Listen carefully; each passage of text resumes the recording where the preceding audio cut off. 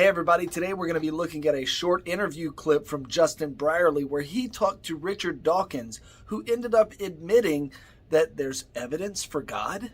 And that, I believe that's a very profound. I mean, if somebody was going to convince me of the need for a God, it would be there. It would be not in my own field of biology. And I found, I mean, I've read The Language of God, and indeed I reread it today. I read it first when it came out. when you come on later to the origin of the physical constants, now that's getting warm. That's getting close to a good argument. Unlike the morality one. Well, is that mainly because it is essentially a scientific argument? No. That's it's obviously much more the area difficult than that. happiest with. It's that the physical constants, things like the speed of light, gravitational constant, and strong and weak force and things. Most physicists agree, that if you change any of those constants by even a very, very small amount, then we don't come into existence. The universe doesn't come into existence. They have to be like that in order for galaxies to form, for stars to form, for chemistry to form, actually, and then for the prerequisite for life to evolve, needs that as well.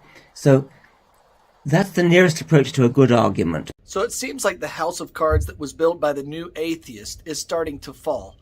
Not only does Richard Dawkins admit that the fine-tuning of the universe may be a very good argument for God, but also the late Christopher Hitchens did as well. Let's take a look. Quite certainly we're all asked, well, which is the best argument you've yet come up against from the other side? And I think every one of us picks the fine-tuning one as the most intriguing. The Goldilocks. Yeah.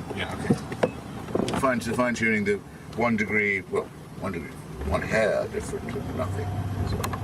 All right, so now that we have Richard Dawkins and Christopher Hitchens and others admitting that this may be a good argument for God, what is this argument? He briefly went over some of the figures related to the argument in his explanation, but let's break it down. It contains 3 different aspects: the fine-tuning of the laws of nature, the fine-tuning of the constants of physics, and the fine-tuning of the initial conditions of the universe. When it comes to the first aspect of the fine-tuning of the universe, it's describing the fine-tuning of the laws of nature. If you take something like gravity, it's so finely adjusted that if it were to change even a hair's breadth, matter would not clump together, and therefore you would have no stars and no planets, and therefore no life whatsoever.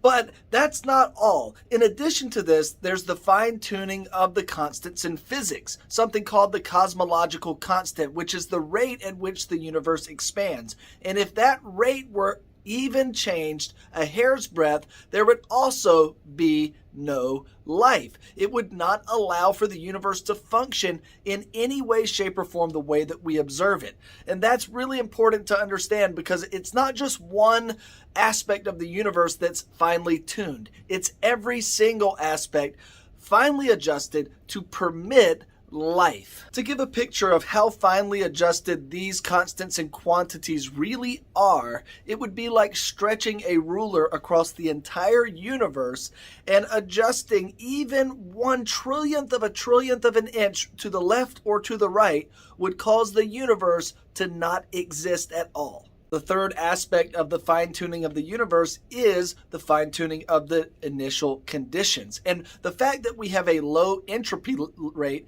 contributes to the ability for life to exist as well. And if those initial conditions were not structured or adjusted to the fashion that they were, it would also be a non-life permitting universe. So you have every single aspect of the universe finely adjusted in such a way that life can be permitted to exist.